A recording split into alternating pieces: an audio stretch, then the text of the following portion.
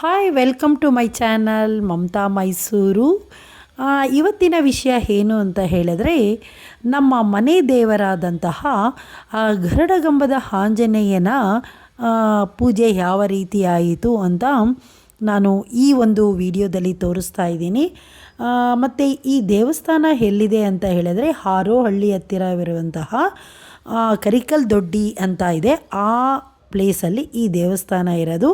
ಹನುಮ ಜಯಂತಿಯ ದಿನ ಈ ದೇವಸ್ಥಾನದಲ್ಲಿ ತುಂಬ ವಿಜೃಂಭಣೆಯಿಂದ ಒಂದು ಪೂಜೆ ಪುನಸ್ಕಾರ ಎಲ್ಲ ನಡೆಯುತ್ತೆ.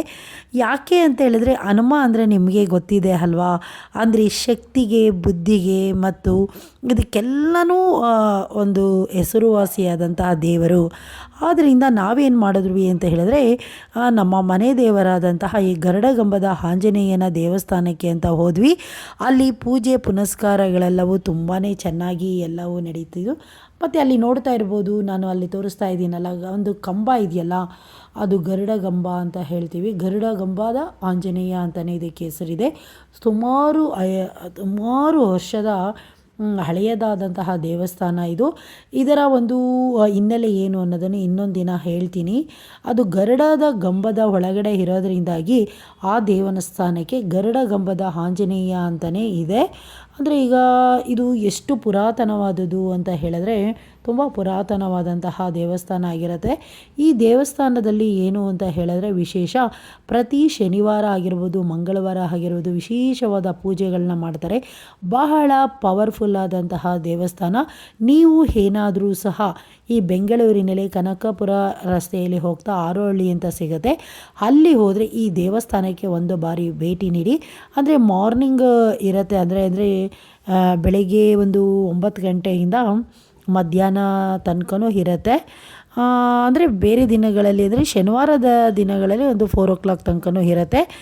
ಅಲ್ಲಿ ನೋಡಿ, ಆ ಗರುಡಗಂಬದಲ್ಲಿ ಯಾವ ರೀತಿ ಪೂಜೆಯನ್ನು ಮಾಡಿದರೆ, ಹಾರ ಯಾವ ಥರ ಹಾಕಿದ್ದಾರೆ ಅಂತ ನೋಡ್ಬೋದು.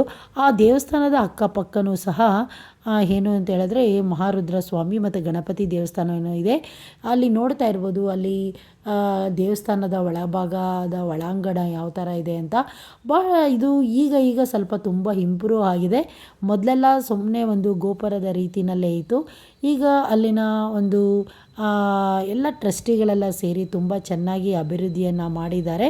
ಇದು ಮನೆ ದೇವರು ನಮ್ಮದು. ಆದ್ದರಿಂದ ನಾವು ಪ್ರತಿ ವರ್ಷವೂ ಸಹ, ಆ ವರ್ಷ ಅಂತಲೇ ಎಲ್ಲ, ನಮಗೆ ಯಾವಾಗ ಬಿಡುವಾಗುತ್ತೋ ಆ ಟೈಮ್ನಲ್ಲೆಲ್ಲ ಹೋಗ್ಬಿಟ್ಟು ಬರ್ತೀವಿ. ನೋಡಿ, ಇಲ್ಲಿ ಗರುಡದ ಗಂಬದ ರೀತಿಯಲ್ಲಿರುವಂತಹ ಕಂಬದಲ್ಲಿರುವಂತಹ ದೇವಸ್ಥಾನ. ಅಲ್ಲಿ ನೋಡಿ, ಅಲ್ಲಿ ಮಹಾರುದ್ರ ಸ್ವಾಮಿ ಅಂತಲೂ ಇದೆ. ಆಮೇಲೆ ಮಹಾರುದ್ರ ಸ್ವಾಮಿಯ ಈ ಕಡೆ ಪಕ್ಕದಲ್ಲಿ ಎಡಭಾಗದಲ್ಲಿ ಮತ್ತು ಬಲಭಾಗದಲ್ಲೂ ಸಹ ಕೆಲವು ಗಣಪತಿ ದೇವಸ್ಥಾನಗಳಾಗಿರ್ಬೋದು, ಈ ದೇವಸ್ಥಾನಗಳೆಲ್ಲ ಇದೆ. ಈಗ ನಾನು ಹೊರಭಾಗದಲ್ಲಿ ಯಾವ ಥರ ಇದೆ ಅಂತ ನೋಡಿ, ಅಲ್ಲಿ ಜನಗಳೆಲ್ಲ ಬಹಳ ಬಂದು ಸೇರಿದರು. ಹನುಮನ ಜಯಂತಿ ಆಗಿರೋದ್ರಿಂದ ಹನುಮನಿಗೆ ಬಹಳ ಪ್ರಿಯವಾದಂತಹ ಬಾಳೆಹಣ್ಣಿನಲ್ಲಿ ಆಗಿರ್ಬೋದು ಅಥವಾ ಲಡ್ಡಿನಲ್ಲಿ ಆಗಿರ್ಬೋದು ತುಂಬಾ, ಮತ್ತು ಈ ವಡೆ ಇರುತ್ತಲ್ಲ, ಉದ್ದಿನ ವಡೆಯಲ್ಲಿ ಹಾರಗಳೆಲ್ಲ ಹಾಕಿ ತುಂಬ ವಿಜೃಂಭಣೆಯಿಂದ ಪೂಜೆಯನ್ನು ಮಾಡಿದ್ರು. ಮತ್ತು ಅಲ್ಲಿ ಪ್ರಸಾದದ ವಿನಿಯೋಗನೂ ಸಹ ಸುತ್ತಮುತ್ತದ ಜನರಿಗೆ ಅನುಕೂಲವನ್ನು ಮಾಡಿಕೊಟ್ಟಿದ್ದರು. ಮತ್ತು ಈ ಒಂದು ದೇವಸ್ಥಾನವನ್ನು ನೀವು ಏನಾದರೂ ಬ್ಯಾಂಗ್ಳೂರು ಸೈಡ್ ಬಂದಾಗ ಇದಕ್ಕೆ ಒಂದು ಬಾರಿ ವಿಸಿಟ್ ಮಾಡಿ. ನಾನು ಹೇಳಿದ್ದೀನಲ್ಲ ಅಡ್ರೆಸ್ಸು, ಹಾರೋಹಳ್ಳಿ ಹತ್ರ ಇದೆ. ಹಾರೋಹಳ್ಳಿಯಿಂದ ಕರಿಕಲ್ ದೊಡ್ಡಿಗೆ ಅಂತ ಬಂದರೆ, ಆ ಮಾರ್ಗದಲ್ಲಿ ಕರಿಕಲ್ ದೊಡ್ಡಿಯಿಂದ ಒಂದು 5 or 6 ಕಿಲೋಮೀಟರ್ ಇರುತ್ತೆ ಅಷ್ಟೇ. ನೋಡಿ, ದೇವರು ಎಷ್ಟು ಚೆನ್ನಾಗಿ ಅಲಂಕಾರ ಎಲ್ಲ ಭೂಷಿತನಾಗಿದ್ದಾನೆ. ತುಂಬ ಪವರ್ಫುಲ್ ಆದಂಥ ದೇವಸ್ಥಾನ. ಈ ರೀತಿ ನಾವು ಹನುಮ ಜಯಂತಿಯ ದಿನ ಹನುಮ ಜಯಂತಿಯ ಪೂಜೆಯನ್ನು ಮಾಡಿದ್ವಿ.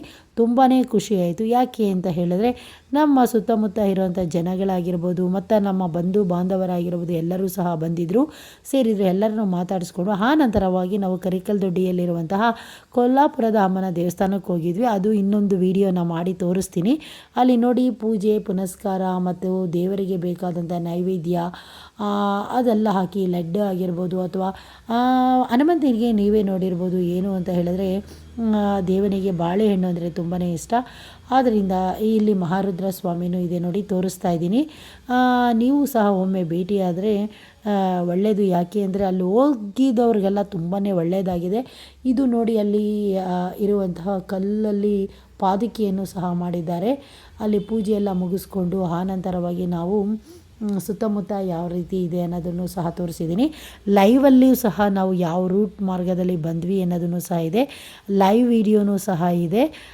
ಮಮತಾ ಮೈಸೂರು ಅನ್ನೋ ಚಾನಲಲ್ಲಿ ಇರುತ್ತೆ. ಮತ್ತು ಇನ್ನೊಂದು ಹಸಿರು ಲೋಕದಲ್ಲೂ ಸಹ ತೋರಿಸಿದ್ದೀನಿ ನೋಡಿ.